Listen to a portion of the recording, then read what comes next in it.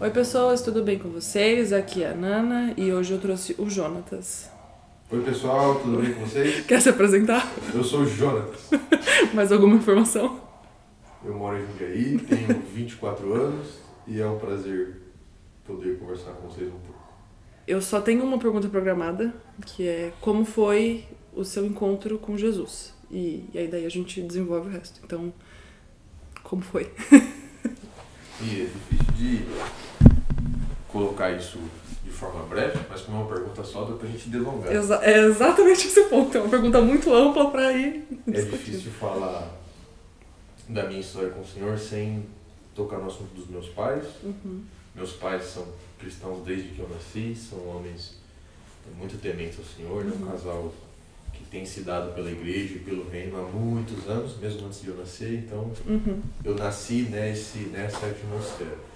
Meu pai conheceu o Senhor quando ele estava no final da sua primeira infância, com uma família de missionários americanos, a família Walker, que se mudou para Ubiataba. Foi o primeiro contato que ele teve com Jesus. E ele entregou a vida para Jesus e com toda a radicalidade que ele até hoje carrega, perto dos seus 13, 14 anos, a família mudou de Goiás para São Paulo para continuar o ministério aqui, e meu pai veio junto de carona. Deixou o que tinha, tinha uns 16 anos, e veio para ficar com eles. Por algumas situações precisou voltar para Goiás, e anos depois ele voltou para São Paulo com o mesmo objetivo de primeiro tentar a vida numa cidade um pouco mais desenvolvida e seguir e estar junto com a família Walker, que foi a família que tinha ensinado ele, discipulado e tudo mais. Dando um panorama, uma família que tem um peso muito grande pelo profético, pelo mover de Deus, pela reforma da igreja, é um zelo pela palavra, e meu pai de algum jeito foi atingido por isso e recebeu essa graça desses irmãos que estão aí até hoje, e passou a viver dessa forma, uma forma radical para o reino. E quando ele volta para São Paulo, isso já no final da década de 80, início da década de 90, ele conhece minha mãe. Minha mãe também nasceu num lar. Meus avós se conheceram quando ela era praticamente bebê. Meus avós já eram pastores nessa época, participaram muito do movimento das comunidades no final da década de 80, início da década de 90, com aquele grande movimento de cura de libertação que existiu no Brasil. Então eles foram bastante ativos nisso, e minha mãe cresceu nessa cultura. Na verdade, ela vem de uma igreja muito tradicional. Ela foi batizada no Espírito Santo num encontro e foi expulsa da igreja por conta disso. E daí ela conhece meu pai no ambiente de igreja das casas, porque ela tinha saído dessa comunidade, meu pai recém-chegado em São Paulo, se conheceram e casaram e começaram a vida de casados, a família e tudo mais. Eles contam hoje que sem grandes planos estabelecidos. A gente vê hoje muita coisa que aconteceu, mas eles tinham o sonho de viver para o Senhor e de criar uma família para o Senhor. E isso era o que motivava. Só antes, uma das coisas que muito atingiu meu pai, através da família Walker, foi o zelo, o peso pela família, por criar filhos cheios de Jesus, por ser radical, intencional e decidido a fazer com que o reino seja implantado em casa, com que em casa haja sacerdote, haja um altar, com que a casa seja um ambiente missionário, um ambiente evangelístico e um ambiente de busca pelo Senhor. Então, eu lembro as grandes memórias que eu tenho da minha infância, ou era jogando, eu joguei tênis por muitos anos e viajava para competir, e quando eu não estava, era em casa, no sofá, nesse sofá que a gente está sentado agora conversando, com a Bíblia aberta e meus pais ensinando a Bíblia. A gente tinha uma reunião em casa todos os dias depois do almoço, que durava de 1 hora até o infinito, assim. Eu lembro de reuniões mais longas, em que a gente tinha tempos de abrir o coração. Então a gente abriu o coração. Nós somos em 3 irmãos. Eu sou gêmeo da menina e eu sou o mais velho. E depois temos o caçulo, que é pouco mais de 2 anos mais novo que a gente. E nossa rotina era assim, a gente almoçava, todo mundo sabia, cada um pegava a sua Bíblia, sentávamos no sofá e orávamos, estudávamos a Bíblia e muitos outros materiais. Então, antes de eu ter o encontro pessoal com Jesus, vai ter a data certa disso, eu já havia lido a Bíblia inteira com meu pai. A Bíblia todinha, de capa a capa.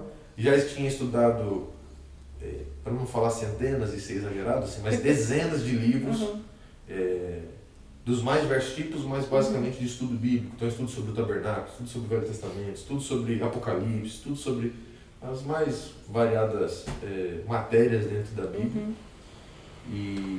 Então eu cresci nesse aspecto, de ser incentivado a buscar o Senhor em casa, a ter meu tempo com o Senhor. Muito mais do que às vezes oração e dons, nós tínhamos a palavra, assim, era a leitura da palavra e tudo mais. Nesse momento, lá em Araras, uma comunidade praticamente surgiu dentro da minha casa. Essa época vocês tinham quantos anos? Essa é até os 12, então dos 8 aos 12, vai que eu tenho um pouco mais de memória. Pessoas começaram a se chegar, a se converter, outros que já eram convertidos começaram a frequentar a nossa casa. Nós tínhamos um grupo caseiro, ou para dizer uma igreja em casa. E a coisa foi sendo formalizada, surgiu uma igreja que hoje é uma igreja grande até que hoje lá e que funciona. E por outros N motivos, no final da minha infância, a gente mudou para uma congregação mais tradicional. Só lembrando do panorama de que a gente tinha discipulado em casa, estudo da Bíblia e oração em casa. E hoje meu pai conta que a gente frequentava essa igreja mais para nós termos a noção ou entender a importância de frequentar e de congregar num lugar. Então nós íamos aos cultos dominicais pela manhã lá e participávamos dessa comunidade.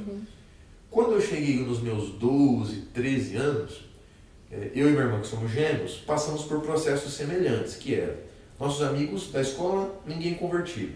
Um ou outro que tinha conhecido o Senhor talvez através de nós, ou mais distante, que tinha um pouco de frutos assim, do Espírito, mas a maioria, e nessa idade, tem uma divergência muito grande já. Então meus amigos começaram a sair para beber, a fazer tudo isso, e em casa sempre foi muito tranquilo. Meu pai era muito permissivo do jeito correto, porque ele confiava na gente, assim, essas conversas nunca foram problemáticas em casa.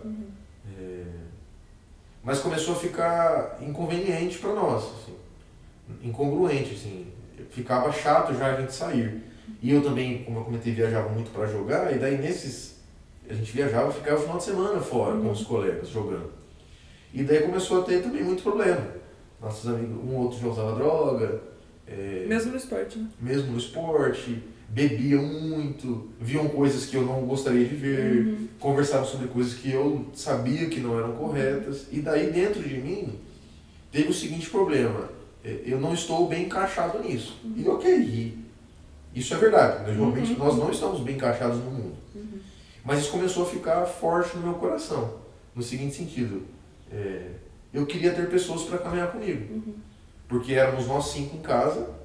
Mas queria um amigo, né? E frequentemente iam pessoas em casa passar o final de semana. Então vários homens de Deus do Brasil iam sexta-noite, ficavam até domingo com a gente sentado nesse mesmo sofá, estudando sobre a Bíblia. E meu pai é muito distante, né? E meu pai conta hoje que eram áreas que ele não dominava. Então, por exemplo, o Haroldo Walker foi em casa várias vezes nesse sentido. Haroldo, você pode dar um estudo sobre isso? Eu lembro do seu Roberto abrir a Bíblia e falar: nós vamos estudar Romanos 8, 9 e 10. E explicava pra gente. O Ângelo esteve em casa para falar sobre Apocalipse. Isso há 15 anos atrás. E daí eu e Bia começamos a orar. Ela tinha uma amiga nessa época que era cristã e meus pais ajudavam os pais dela, assim.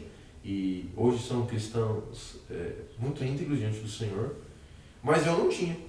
E a primeira vez que eu vi isso acontecer foi: nós fizemos uma viagem, isso em 2013, nós fizemos uma viagem para o sul, uma viagem missionária. Era um seminário de 2 anos, com um foco evangelístico muito grande. E no final de alguns períodos eles tinham uma viagem missionária e nós participamos dessa viagem missionária. Então a gente foi para umas ilhas de pescadores e ficamos lá. Eles iam ficar acho que 20 dias, a gente ficou 10. E pela primeira vez eu vi jovens, entre os seus, eu tinha 13 anos, né, 12, 13, eu vi jovens dos seus 20 até 25 apaixonados por Jesus. E eu lembro do insight, eu falei assim, nossa, tem isso que não é em casa, entendeu? Porque eu não tinha isso na congregação onde eu estava, eu não tinha isso muito menos na escola, ou no clube, ou com os círculos sociais que eu fazia parte. E isso me chocou.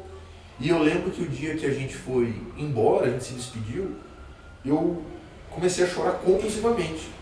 E eu não sabia nem por que eu estava chorando, mas eu estava deixando alguma coisa que eu tinha me apaixonado, que era por ter pessoas do meu lado que amavam Jesus com idades próximas a mim.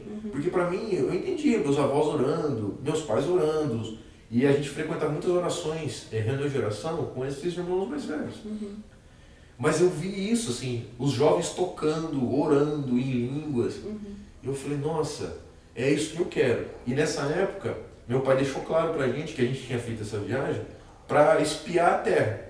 Porque meu pai também já estava com o coração balançado para nós mudarmos de cidade. E daí ele falou, se Deus falou alguma coisa com vocês, a gente vai conversando. E eu lembro onde eu estava, assim, na curva da estrada, eu falei, pai, se a gente precisa de uma fala de Deus, ele falou comigo, ia pra gente ir. E isso era no sul. Só um parênteses, a gente não foi, tá bom? Mas na minha cabeça, toda aquela emoção, todo aquele peso, era a voz de Deus, mas era algo que era muito escasso para mim.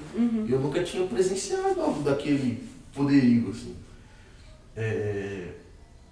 E só um outro assunto. Nessa viagem, eu fui batizado no Espírito Santo, numa das reuniões devocionais de manhã. E outra coisa, é a primeira vez que eu vi esse devocional pela manhã. Porque a gente não tinha esse costume em casa, nosso devocional era sempre depois do almoço ou de noite. E eu lembro de a gente dormiu num casebrinho, eu e mais 2 jovens. E eu acordei, acho que eram umas 5h30 ou 6 da manhã, os 2 de joelho, chorando diante do Senhor. Com aquele celularzinho de tecla, sabe, antigo, com 1 ou 2 músicas, e eles ficavam com 1 ou 2 músicas, cantando e chorando e orando em línguas. E eu acordei com isso. Aí eu falei, nossa, que diferente. Uma outra coisa também, eu fui batizado com 12 anos, no dia do meu aniversário. Eu tinha entendido o plano da salvação em casa. Eu não tive um dia pontual que eu falei, nossa, é isso. Eu tive convicção do pecado muitas vezes depois de ter sido batizado. E até hoje, às vezes... Quando pecava, eu falava, poxa, olha aqui. Ó. O peso do pecado dói. Mas eu tomei a decisão por Jesus. Falei, não, eu quero que Ele seja o Senhor da minha vida. E realmente para mim foi a melhor decisão até hoje. E o que motivou muito a minha busca pelo Senhor individual. E daí nesse cenário então foram alguns processos. Esse primeiro individual, depois de entender o coletivo, que é uma coisa que eu não entendia, e daí começamos a orar intencionalmente para mudarmos de cidade. Oramos por umas 3 ou 4 cidades, deixamos o Senhor trabalhar um pouco, né, como a gente nem sempre deixa, mas... E o Senhor nos apontou Jundiaí como cidade que a gente deveria vir. E em menos de... acho que deu um mês, da primeira vez que Jundiaí surgiu na mesa de casa, até a gente ter mudado para cá. E foi impressionante, porque ia ter um encontro da igreja de Jundiaí de Jovens, um encontro de uns 15 dias mais ou menos, e a nossa mudança foi nesse meio do encontro. Então eu saí da minha casa, na minha antiga cidade, que era Araras, fui para o encontro, e nesse interim meus pais fizeram mudança, eu saí do encontro já morando em outra cidade. Então o processo da mudança eu estava no encontro. E nesse encontro eu conheci os jovens da igreja que eu frequentaria, eu não conhecia ninguém. E foi assustador. O mover de Deus, a profundidade. Eu lembro assim, de ver, não sei nem se é jovem, se é criança, mas assim, de 12, 13 anos, completamente quebrantados e buscando o Senhor, e um orando pelo outro. Foi a primeira vez que alguém estava passando mal e antes de dar um remédio direto, as pessoas iam e punham as mãos e ficavam orando até a pessoa melhorar. Aí eu falei, nossa... Esse povo é crente mesmo. Eu falei, isso é muito diferente. E pela primeira vez eu me senti em casa. Porque eu havia sido treinado e ensinado pelos meus pais a viver aquilo. Mas de algum jeito eu estava sendo limitado. eu me senti solto, assim, livre. Falei, nossa, eu nasci para isso, estou vivendo para isso. Que bom, assim, eu consigo ser eu, consigo... E isso potencializou muita coisa. Então, olhando para trás, assim, a vida em igreja potencializou muita coisa. E tem muitas áreas da minha vida que não seriam desenvolvidas e que ainda serão, né? Mas só por conta da vida da igreja. De pessoas tocarem, ou de pessoas do meu lado falarem, não, vamos mais um pouco e tudo mais. E daí, nesse encontro, foi a primeira vez, eu já estava lendo a Bíblia anual, né? Aquela leitura que lê no ano. E nesse encontro tinha um devocional pela manhã. Individual primeiro. Isso foi aqui, em Jundiaí? Isso foi o encontro da igreja de Jundiaí, mas na cidade de Serra Negra. Ah, tá. Isso em 2014, janeiro de 2014. Que foi o ano que a gente mudou para Jundiaí. E daí, não sei se essa expressão é teologicamente correta, mas como uma conversa, eu fui convertido assim ao lugar secreto. Eu fui convencido também. Convencido, ou realmente minha mente mudou, meu coração mudou para o fato de que eu preciso buscar o Senhor. De um jeito que eu ainda não busquei.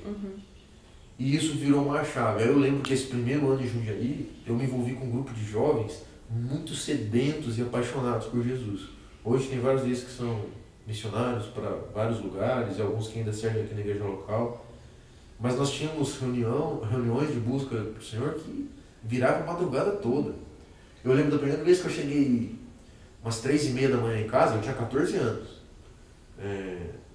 E mais uma vez, meus pais permitiam, gente. E daí meu pai perguntou, o que vocês estavam fazendo? A gente estava orando. E eu lembro de momentos, assim, agora contando de insights, de onde a gente estava, que música a gente estava cantando. Aí nesse meio de tempo eu já estudava violão, comecei a tocar um pouco mais, a gente começou a compor muito, estudar muito. Aí bebemos muito de fontes externas, assim, do hip-hop, do movimento judaico-messiânico, da família Walker, que continuavam sendo um alicerce pra gente. Mas vivemos intensamente uma juventude na igreja local. De evangelismo, de busca do Senhor, do profético e de mergulhar na palavra, assim, de entender as coisas, de buscar o coração de Deus. E esses anos para mim, dos 14, 15, 16, foram muito importantes por desenvolver amizades que me incentivaram a buscar Deus. E que era uma coisa que você sentia falta. De longe, assim, era a minha oração, e o Senhor não atendeu com um amigo, Ele atendeu com um grupo. Parece que era um grupo de 20 pessoas que eu não poderia escolher melhor, e Ele me deu de presente. O presente do Senhor para mim foram CPFs, né? Foram nomes.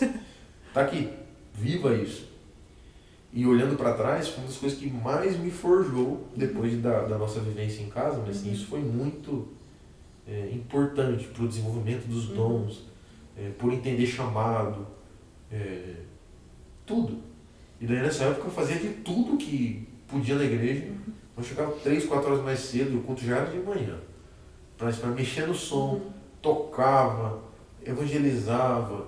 A gente tinha grupos de assistência a pessoas vulneráveis, e a gente ia, igreja nas casas, o cuidado com os outros. Então, o tempo de oração, que era o que a gente mais fazia, na verdade, de busca mesmo, assim, ministério ao Senhor, né, de buscar o que Deus tinha, de ver a palavra. A gente fazia isso por longas horas. E isso foi muito importante. Aí, eu não sei se está respondendo a sua pergunta. Tá. É isso? Nessa época, eu tinha o desejo de ir para o campo missionário logo. Falei, nossa, eu não aguento mais a escola. Assim que eu me formar com 17 anos, eu vou embora, para nunca mais. E eu tinha a bênção dos meus pais. E a gente tinha muitos amigos na África. E eu já estava certo, com a minha vida programada. Passaporte tirado, vamos embora. 17 anos, tchau, eu vou embora. Falou, valeu, né? Eu vou servir o Senhor lá. E quando foi chegando essa época, a gente foi orando. E meu pai me trouxe uma palavra, alguns outros irmãos também, que de algum jeito Deus tinha dado alguns dons, principalmente na área da escola mesmo, e que seria displicência minha largar isso tudo para trás. E seria enterrar um dom, né? E eu concordei na época com aquilo. Falei, não, então vamos orar e ver. Ainda vivendo muito igreja, estudava muito pouco, mas tinha uma rotina de igreja muito forte. Oramos, até que, também não vamos entrar em tantos detalhes, mas assim, não dizer que seja necessário, para não delongar. Mas no fim das contas eu entendi do Senhor que era para fazer medicina. Prestei vestibular, passei. Mudança chocante, né? Então, de fazer nada para fazer medicina, e nesse meio tempo ainda passou por engenharia e vários outros cursos. Inclusive prestei engenharia no final do terceiro ano, depois fui para medicina. Você passou direto? Eu não lembro disso. Não, eu fiz 1 ano de cursinho, porque não tinha estudado mesmo, né, como eu já tinha muito bem salientado, mas eu também prestei engenharia de produção no final do terceiro ano. Eu gostava muito de matemática, e para mim era a engenharia que cabia por decisões matemáticas. Tem número ali, vamos lá. Eu gosto, então vai. E ficou por isso. Aí prestei medicina depois, fiz medicina, já estou formado. E na medicina foi um novo presente de Deus, porque eu fui para uma faculdade pública muito grande, conhecida por tirar cristãos da sua fé, né, e afastar as pessoas de Deus e tudo mais. Mas eu encontrei pessoas que amavam Jesus ali. E minha vida deu uma nova guinada, porque eu encontrei irmãos da presbiteriana, da batista, de outras congregações, de outras denominações, né? De cada canto do Brasil, e a gente começou a orar junto. Tínhamos um grupo cristão na faculdade. Então, orávamos no hospital, a gente morava perto um do outro, e isso foi o que fortaleceu muito assim, a vida universitária, né? Porque eu fiquei, querendo ou não, 6 anos fora de casa, vinha aos finais de semana, né, para continuar a vida de igreja. Mas... É engraçado ver você conjugando no passado. A Nana viveu todo esse processo aí. É que acabou de acabar, né? Estou esquecendo que as pessoas estão vindo. Acabou de acabar a faculdade. E daí, nesse meio tempo, ainda conheci minha hoje noiva, daqui a poucos dias esposa. Só pra avisar, é engraçado você estar gravando pessoalmente, porque eu nunca gravo pessoalmente com as pessoas. Que a gente tem o convidado pessoalmente e tem plateia. Moniz está aqui conosco. Dá um oi, Moni. Oi. Ela é uma dessas pessoas que estavam ali, de longe a mais especial, né? Agora eu posso dizer. Posso confessar ao mundo. Mas uma mulher apaixonada pelo Senhor, pelo reino, pelos perdidos, e muito inteligente, que ganhou meu coração sem muito esforço. E vamos nos casar em breve. Então é mais ou menos esse o cenário da minha vida com o Senhor. Voltando a alguns pontos, a Nana conhece que eu sempre faço isso para as pessoas não se perderem na história. Passa o panorama e depois foca no... O grande destaque da graça do Senhor na minha vida é ter nascido na família que eu nasci. Então, minha história não começa em mim, né? Começa antes. Começa com os meus pais, com os meus avós. Meus avós pastoreiam a congregação até hoje, lá em Piracicaba. Meus tios, toda a família. Meus pais que tomaram essa decisão lá atrás, então foram decisões. Minha mãe era uma pessoa com um currículo muito top, assim, concursada, num baita de um cargo, deixou tudo para viver o reino em casa, e a gente coloca isso como abriu mão por causa dos filhos, não, mas ela abriu mão para incutir em nós o amor ao Senhor. O resultado é inquestionável. E hoje nós 3, assim, somos muito gratos a isso. Eu tenho uma irmã que é missionária, hoje em tempo integral fora do Brasil, e um irmão que vive o reino onde está também. Então, meu pai prega muito sobre Deuteronômio, né? Assim, tu inculcarás, e isso foi algo feito em casa, das mais diversas formas, das mais diversas ferramentas, mas a tentativa dos meus pais de pegar o Senhor e colocar pra gente.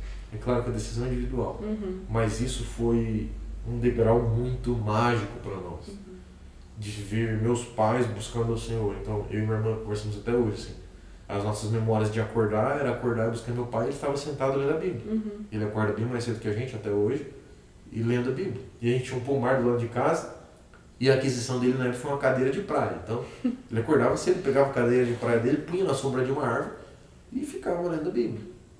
E os meus pais tocando e a gente vivendo toda essa questão. Isso foi muito crucial. E depois a importância da vida da igreja, né? De ser aberto para que a igreja toque. E em terceiro lugar, e talvez mais importante, mas o nosso individual com o Senhor, né? Só que é difícil a gente viver o individual sem o coletivo. Nosso cristianismo precisa entender essa chave de que são coisas que caminham juntas, né? E eu fui muito abençoado por centenas de irmãos, e agora não tenho medo de errar. Não daria nem para citar todos aqui, mas que tocaram na minha vida. E eu lembro de conversas, assim, ou de tempos de oração, que eu olhava as pessoas, e eu não estou falando só pelo exterior, estou falando pelo coração mesmo. E eu ficava constrangido, assim, como é que essa pessoa conhece tanto a Deus? Como é que essa pessoa conhece tanto a Bíblia? Como é que essa pessoa sabe o que falar nesses momentos? Eu preciso. E eu ia orar. E eu ia falar assim, Jesus, aquela pessoa ali, ela conhece o Senhor e eu estou querendo isso também. Como é que o Senhor faz isso? Eu quero ficar igual. E eu lembro disso. A gente foi alugar uma casa e eu queria uma casa que tivesse como se fosse uma edícula, um quartinho de bagunça, que para mim seria o quartinho de oração, de gastar tempo com o Senhor. E no fim nós mudamos para um apartamento e no último andar do prédio, e os meus tempos com o Senhor muitas vezes eram na escada de emergência, porque era um lugar que ninguém frequentava, no 15º andar. Então, ninguém mesmo. Era lá com o violão e tendo tempo com o Senhor. E hoje é esse o cenário. Hoje com muito mais foco e maturidade naquilo que eu entendo que o Senhor tem para mim e para minha futura família, tentando servir o Senhor de algum jeito aqui na igreja local. Eu tenho, quando você vai falando, foi vindo algumas perguntas. Uma delas, que é uma das que foi o motivo de eu criar esse podcast, essa série, é que em que momento, se é que houve um momento, ou está acontecendo, enfim, você entendeu, assimilou que, tipo, Deus me ama. Eu sei que é muito vaga, novamente, outra pergunta, mas... Eu tenho tentado pensar nisso, que para mim tem duas grandes coisas que destravam essa questão do amor de Deus. A primeira delas é a gratidão e a outra é a convicção de pecado. Então, Jesus explica isso na parábola, né, de quem foi muito perdoado ou pouco perdoado. E todas as vezes que eu tive convicção profunda do pecado, eu tive uma experiência profunda com o amor do Senhor. E eu posso pontuar algumas delas, mas eu lembro de vezes, mesmo depois de adulto, assim, de ter errado, eu falei assim, nossa, e ficar extremamente condenado com aquilo, né, numa ideia de a justiça própria, etc. E nesses momentos o Senhor me arrebentou com o amor dele, porque onde abundou o pecado, assim, superabundou a graça. Nós não éramos, nós não somos e nós não seremos merecedores, mas de algum jeito o amor do Senhor nos alcançou. E a outra delas é a gratidão. Então eu contando para você, vendo a minha história, não tem como não ter o sentimento de gratidão. Assim. E eu não estou falando isso por soberba, não estou falando isso por comparação, mas assim, não tem como olhar para trás e falar, olha aqui, não, o Senhor foi bom. E isso é o amor de Deus. O Senhor não precisava ter me dado tudo isso. O Senhor não precisava ter me dado a família que deu, ter dado o curso que deu, as oportunidades que eu tive, a mulher que eu tenho. O Senhor não precisava. Mas isso é o amor de Deus para mim. Então, entender racionalmente, eu entendia no início da minha infância. Mas experimentar esse amor, eu acho que foram nesses dois grandes momentos. E toda vez que meu coração titubeia um pouco, ou fica mais duvidoso, assim, não é essa a palavra certa, mas assim, mais esquecido. Mais tenso, lembrar do que o Senhor nos deu, e o Senhor Jesus é o grande exemplo disso. O máximo que Deus poderia nos dar foi Jesus naquela cruz, e Jesus hoje em nós. Isso é uma experiência com o amor de Deus, isso não pode negar. Isso mudou a minha vida, de entender o cuidado de Deus e de entender que o amor de Deus cobre os nossos pecados mesmo. Muito bom. Eu gosto de fazer esse tipo de pergunta porque nunca a resposta vai ser a mesma. Então, tipo, acho que o legal de gravar com pessoas diferentes é isso. A Babi respondeu uma coisa completamente diferente, você vai responder uma coisa, se eu gravar com a Mônica, eu vou responder outra. Porque é muito diverso, né? As formas como Deus consegue expressar o amor dele. E é uma coisa que eu estou precisando ouvir, vocês sabem. Muita coisa que eu passei, então... acho que a minha sede é ouvir da onde tá saindo pra que eu... Porque eu sei que... É o que você falou. A gente foi criado, a gente sabe racionalmente que Deus nos ama. Mas fazer descer pro coração diante das circunstâncias da vida, às vezes é mais complicado. Então ouvir ajuda a gente a perceber. E a gente não consegue tirar o aspecto do amor de Deus de quem Deus é. Então a gente gasta muito tempo estudando atributos de Deus, mas são coisas interligadas. Deus é amor. Deus é Pai. Então não tem como a gente experimentar o amor de Deus sem experimentar a paternidade de Deus. Claro que em algum outro momento, uma característica mais exacerbada e mergulha no nosso coração, mas essas coisas. E por isso que o salmista às vezes até se confunde nos atributos, assim. O Senhor é bom, o seu amor dura para sempre, a sua benignidade de geração em geração. Então, como é que o amor de Deus dura para sempre? Porque Ele é bom. O Senhor é bom para nós. Eu lembro de uma vez nós estávamos um pouco aflitos pela situação financeira aqui de casa e veio uma irmã muito preciosa para nós, uma missionária que participou bastante desse início aí da vida e a gente orando e ela falou, a palavra de Deus para mim olhem para trás. Em que momento faltou alguma coisa? E de verdade, sim. Nós passamos por momentos muito mais tensos do que a gente passa hoje e por muito menos hoje a gente titubeia. Então, é feio falar isso, mas se o povo no Egito tivesse a gratidão por ter saído da escravidão e entendido que eles não eram dignos de ter o Deus que eles tinham, eles iam ficar constrangidos pelo amor do Senhor. Que foi o que faltou, né, no fim das contas. Uma outra coisa de toda a sua história que você contou, enfim, quais são as coisas que você acha que aconteceram, que fizeram você quem você é hoje?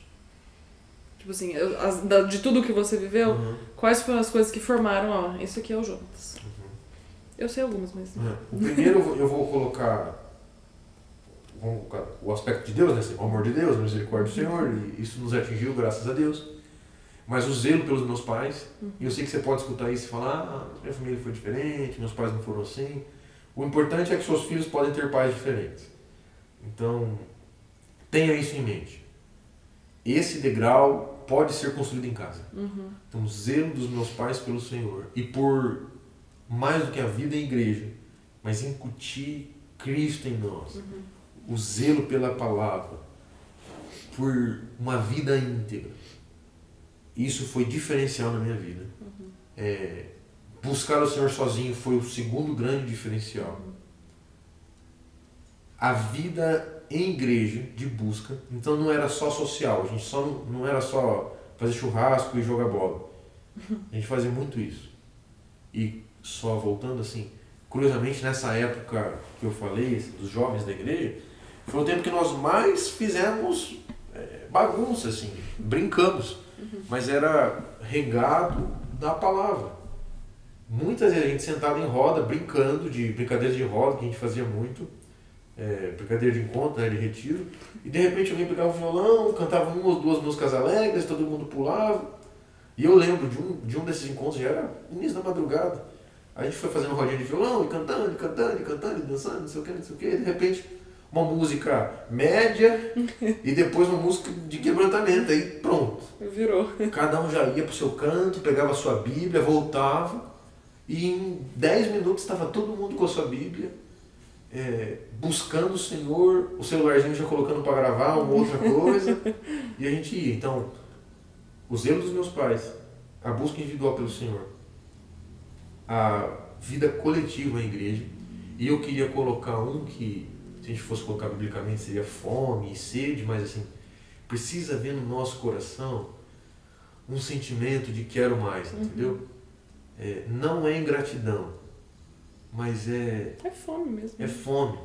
Eu estou tentando buscar a palavra menos evangélica, mas assim, precisa ter um negócio no nosso coração, uma angústia de falar, eu quero Deus.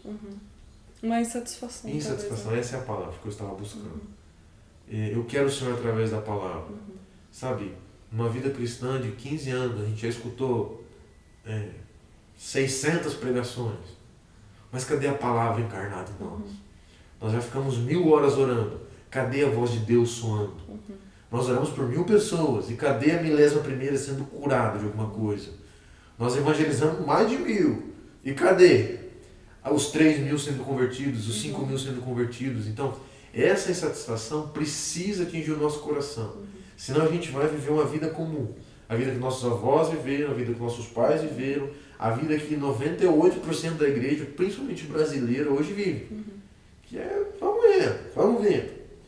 E a radicalidade, essa insatisfação, às vezes ela é feia, né? Ela ofende as pessoas, mas precisamos disso. Precisamos disso para que o Senhor derrame algo sobre nós. Eu não estou falando de salvação, sabe? Somos salvos pela graça. Quem crer e for batizado será salvo. Você está salvo. Seu nome está resolvido já no livro da vida. Pode ficar tranquilo. Mas existe um convite para a intimidade. E quando eu entendi esse convite para algo de Deus, não por obrigação. Eu não precisava ler a Bíblia no ano, eu não precisava confessar meu pecado, orar 20 minutos por dia, ou fazer jejum uma vez por semana. Mas quando eu entendi que Deus queria falar comigo, coisa que estava no meu coração dele, que o Senhor precisava, ou queria amigos, que o Senhor queria conversar. Isso foi um degrau, o último degrau que eu estou tentando permanecer até hoje.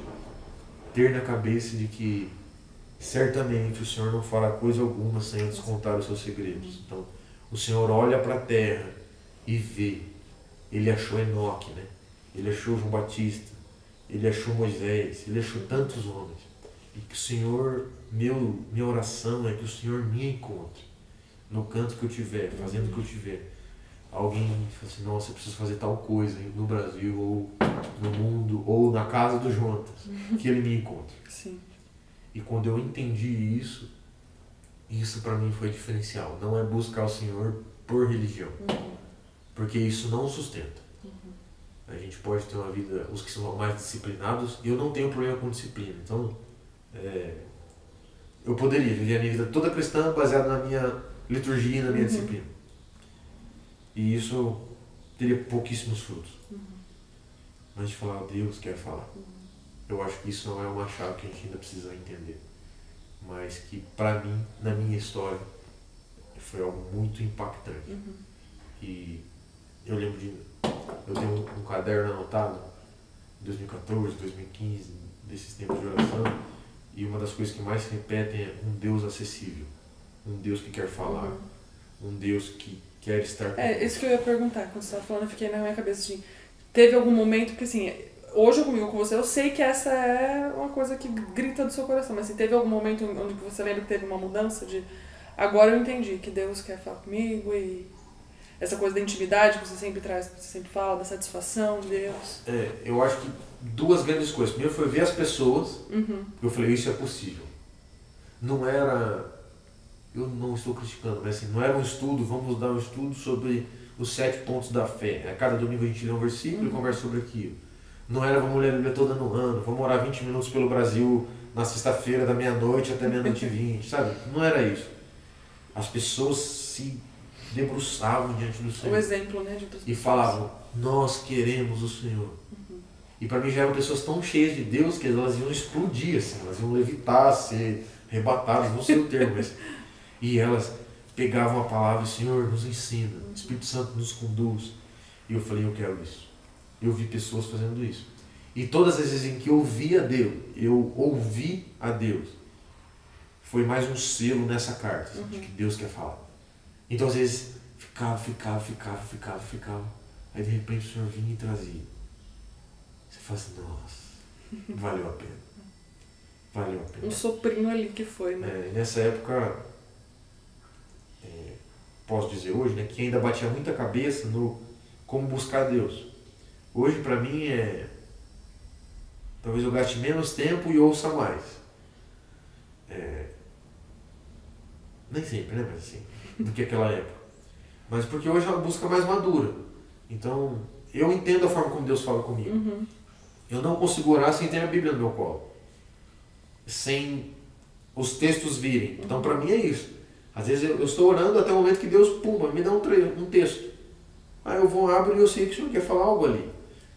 E muitas vezes, hoje, direções para a igreja ou para a congregação começam no meu coração. Então, quer dizer, ficou meio orgulhoso isso, vou corrigir a frase, mas assim... É tão óbvio que não, nem... tá errado, irmãos, não é que eu sou o centro aqui do top, mas é tipo assim... Mas acontece, vai fazer o quê? Coisas que o Senhor quer que eu faça, que eu fale, Ele começa a trabalhar no meu coração. Então tem palavras que ficam rodando no meu coração por um ano. Até o momento que eu falo, a igreja precisa disso. Já amadureceu o suficiente para então, compartilhar.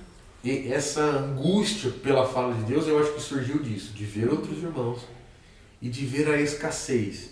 Então, a gente, com a família Walker, conversava muito sobre a reforma da igreja, sobre o avivamento da palavra, e isso para mim falta, entendeu? Eu quero o poder de Deus. Não o poder de Deus para ter uma igreja de 50 mil pessoas e ficar dando lencinho, né? Não é isso. Mas é a palavra falada de Deus. A rema, né? A palavra que é liberada e gera vida. Eu sinto falta de, num culto de domingo ou num grupo caseiro, alguém abrir a palavra, compartilhar e você falar, isso é vida.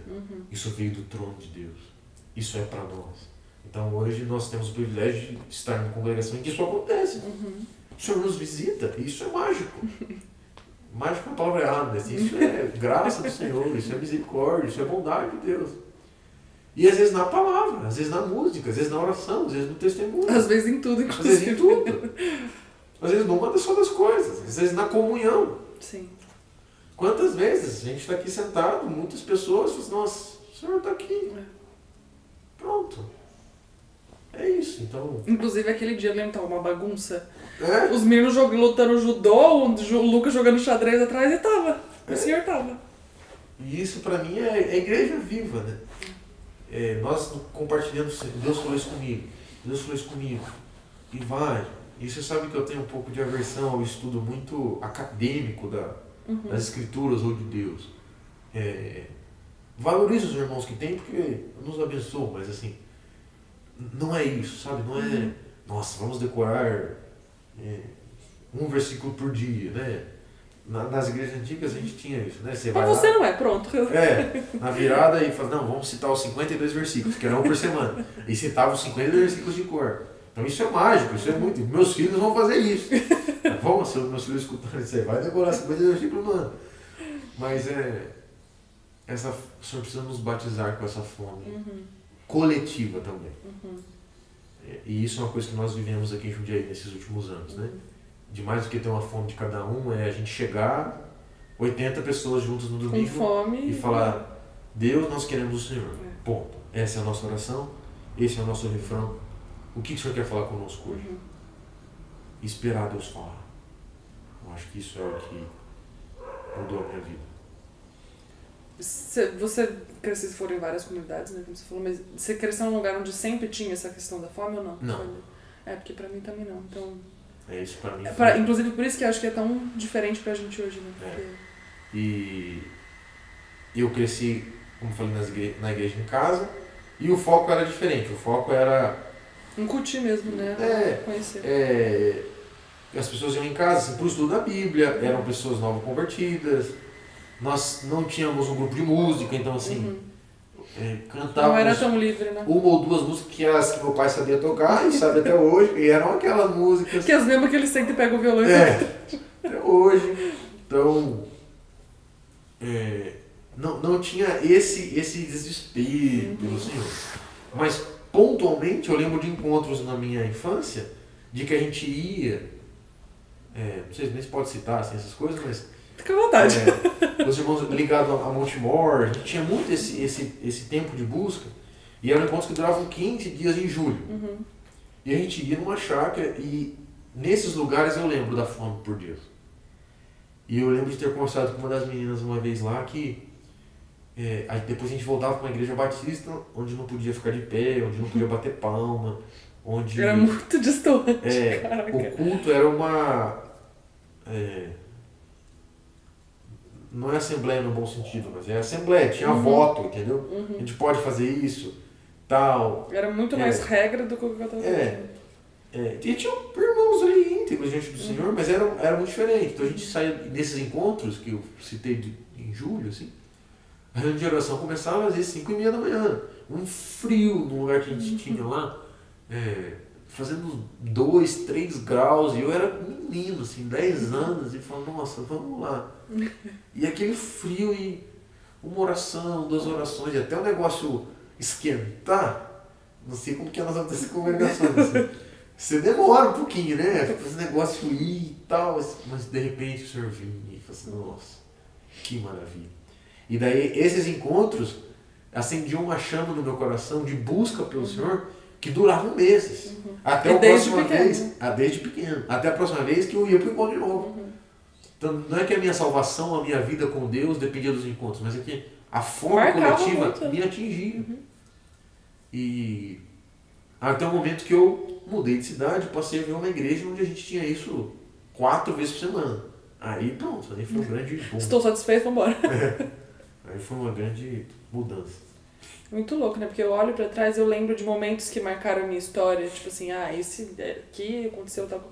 É sempre quando tava coletivo. É muito raro. Hoje não tenho mais experiências com o Senhor, mas assim, quando eu penso de, eu me converti num evento, numa conferência. Então assim, são eventos, momentos em que a igreja tá como um todo, né? Buscando por forma. Eu também tenho poucas memórias individuais, assim, muito... Mas é muito coisa muito mais específica também, né, quando é individual. Eu lembro de uma oração que eu fazia pro Senhor, mas era oração de criança mesmo, que eu queria uma chuteira X pra gente jogar no campeonato. E eu lembro dessa oração.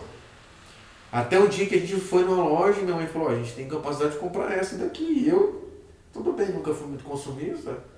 Aí de repente entrou na promoção e exatamente a chuteira que eu queria estava mais barata do que a gente podia comprar. Acho que era mais barata da loja. Eu falei, não é possível. E eu lembro de ter orado. Aí eu falei, nossa, o Senhor escutou a minha oração. E isso foi... E querendo ou não, pra criança, essas são as coisas que vão marcar, né? Isso me marcou. E uma outra memória que eu tenho é nesse encontro que a gente fez, mas daí estava na versão diferente, né? Mas tinha um bambuzal e eu fazia devocional embaixo do bambu. Levava uma cadeira de lata, dessas que abrem assim, dobráveis, azul era a cadeira. E eu colocava a cadeira no meio do bambuzal e buscava o Senhor sozinho ali. Igual seu pai fazia em casa. Igual meu pai fazia em casa. E eu tenho memórias desse lugar, tanto é que é um lugar que a gente frequenta até hoje em alguns outros encontros com outros irmãos. E eu lembro, eu passo lá em cima, eu olho lá no meio do mato e falo assim, eu ficava aqui, Jesus lembra da gente ali, né? A gente se encontrou ali várias vezes. Então, isso marcou a minha vida. Acho que é isso. Tem mais alguma coisa que você deseja falar? Eu acho que o Senhor é bom. Sempre bom, né? Reforçar. Eu acho, tenho certeza, tenho provado disso. Eu tô ficando cada vez mais convicto. O Senhor é bom, que Ele quer amigos. Ele quer amigos. E isso eu acho que precisa marcar as nossas vidas. Tem uma música muito antiga que foi escrita, acho que na década de 70, 80, lá em Ugatava, que a frase dela é: há quanto tempo estou a procurar homens que querem ser meus amigos. Aí o refrão é: não quero tantas atividades, mas que escutem a mim. E é isso. O Senhor quer encontrar isso em nós. Assim. E se você tem isso, procure por irmãos que têm isso, para que vocês se ajudem nessa jornada. Se a sua família não foi um lugar onde Deus podia agir de forma muito liberal, se não era convidado, forme uma família diferente. Isso vai impactar os seus filhos, isso vai impactar os colegas dos seus filhos, isso vai impactar muitas gerações. Você pode dizer com propriedade. Posso dizer. Mas o que vale a pena custa caro. A gente não vai encontrar essas grandes coisas fazendo uma oração de 5 minutos por dia. Eu não estou nem dizendo o tempo. mas o nosso coração precisa estar entregue a isso. E isso dos mais diferentes ministérios ou chamados dentro da congregação. Tem uns com pesos diferentes. Sim. Mas o cristianismo não existe sem relacionamento com o Senhor. Então, se você é chamado para evangelismo, se você é chamado para pastoreio, Não importa. se você é chamado para qualquer outra coisa, gaste tempo com o Senhor. Gaste tempo com a palavra. Porque isso vai ser o nosso alimento. A Amós fala, né, que dias virão em que haverá fome e sede, não de pão e água, mas de ouvir a palavra de Deus. E isso é uma exortação assim, para o meu coração. Nós precisamos mergulhar e entender de Deus. Porque na eternidade a gente não vai precisar buscar, não. A gente vai estar lá com Ele e pronto. A gente só vai precisar ficar olhando. Ai, esse dia, meu Deus, chega logo, por favor. Mas agora, e outra coisa, a nossa busca pelo Senhor pode impactar outros. Então pense nos mais novos que estão do seu lado. Pense na família que está do seu lado. Pense nas pessoas que virão. Sua busca pelo Senhor. A gente acha que não se toca da transformação que acontece na gente e como isso afeta as outras pessoas, né? Isso é impressionante. Meu pai ter acordado cedo e lido a Bíblia me impactou. Minha mãe ter tocado umas 5 músicas durante 5 anos me impactou. Ver aqueles 2 irmãos num casebre, no meio de uma ilha, sem energia, orando em língua às 6 da manhã, me impactou. Ver outros irmãos até 3:30 da manhã, orando e compondo e cantando espontâneos, me impactou. Então, são coisas que a gente não tem a dimensão, né, da grandeza que é isso. Muito bom. Muito obrigada. Imagina, para mim foi um prazer. Obrigado, Ana. E que esse podcast, esse peso que você tem carregado também possa abençoar muitas pessoas. Espero que tenha aquecido o seu coração com esperança. O Senhor pode falar com você. O Senhor quer falar com você. Amém. Lembre-se disso e escreva a sua vida baseada nessa verdade. Ó, o pastor Jonas. Enfim, obrigada, gente, de verdade. Gente, porque Moniz está aqui, já, na minha cabeça já são 1, né? Então é isso. Obrigada. E tchau, até o próximo episódio.